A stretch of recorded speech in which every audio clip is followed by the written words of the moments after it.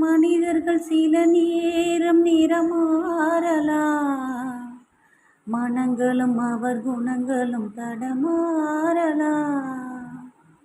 இலக்கணம் சில நேரம் பிழையாகலாம், எழுதிய அன்பு இலக்கியம் தவறாகலாம்.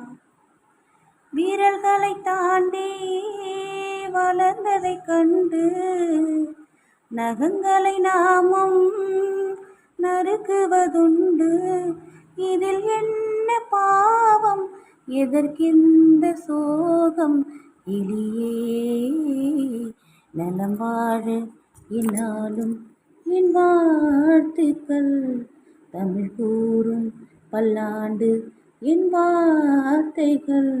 இளவேனில் உன் வாசல் வந்தாடும், இளந்தென்றல் உன் மீது பண்பாடும்.